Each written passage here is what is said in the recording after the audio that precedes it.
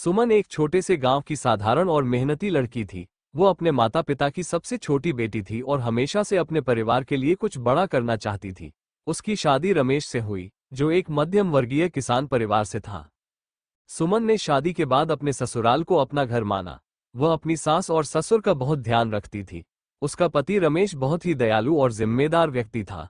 दोनों ने साथ मिलकर अपने जीवन को संवारने का सपना देखा था। शादी के 1 साल बाद सुमन मां बनी और उनके घर एक प्यारा बेटा जन्मा।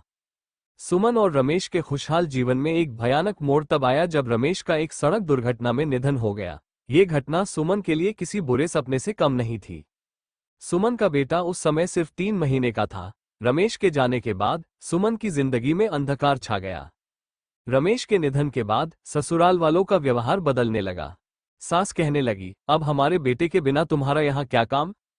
ससुर ने भी उसे मायके लौट जाने की सलाह दी, लेकिन सुमन ने यह तय किया कि वह न तो ससुराल छोड़ेगी और न ही अपने बेटे के भविष्य से समझौता करेगी। गांव में एक विधवा महिला और उसका बच्चा समाज के लिए ताने और चर्चाओं का विषय बन गए।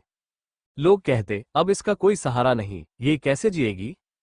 कुछ ने कहा, इसका बच्चा बड़ा होकर क्या करेगा। सुमन ने इन सब बातों को नजरअंदाज किया और अपने बच्चे के भविष्य के लिए संघर्ष करने का निश्चय किया।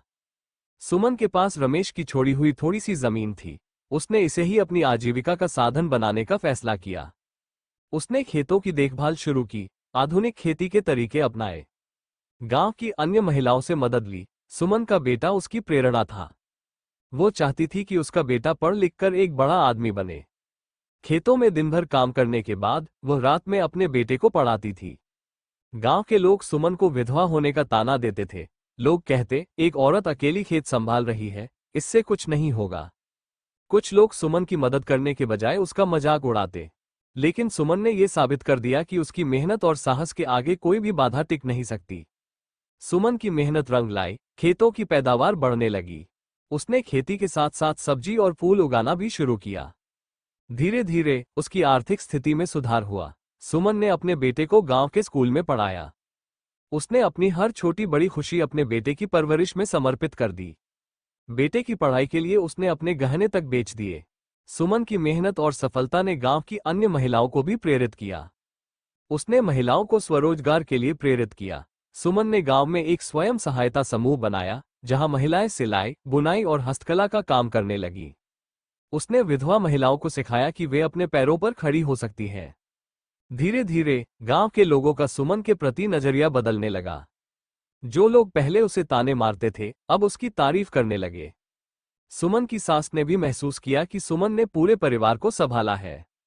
सुमन के बेटे ने अपनी मां के संघर्षों को समझा और मेहनत से पढ़ाई की। उसने स्कूल में अच्छे नंबर हासिल किए, कॉलेज में दाखिला लेकर अपनी मां का सपना पूरा किया। सुमन को इस बात पर गर्व था कि उसका बेटा अब आत्मनिर्भर बन गया है। वो गांव के अन्य बच्चों के लिए प्रेरणा बन गया। सुमन ने अपने जीवन में हर मुश्किल का सामना किया और उसे अपनी ताकत बनाया। उसने ये साबित कर दिया कि एक औरत अकेले भी अपने बच्चे और परिवार को संभाल सकती है। उसकी कहानी यह सिखाती है कि कठिनाइयां हमें तोड़ने के लिए नहीं, बल्कि हमें मजबूत बनाने के लिए होती है। सुमन की कहानी हर उस महिला के लिए प्रेरणा है जो समाज के बंधनों से जूझ रही है। ग्रेटर दैन एक मां का संघर्ष कभी व्यर्थ नहीं जाता। मेहनत, साहस और आत्मविश्वास के साथ हर मुश्किल को पार किया जा सकता है। सुमन की कहानी यह सिखाती है कि जिंदगी में चाहे कितनी भी मुश्किलें आएं, हिम्मत और मेहनत से सब कुछ हासिल किया जा सकता है। वो आज न केवल अपने बेटे, बल्कि पूरे गांव के लिए प्रेरणा बन चुकी है।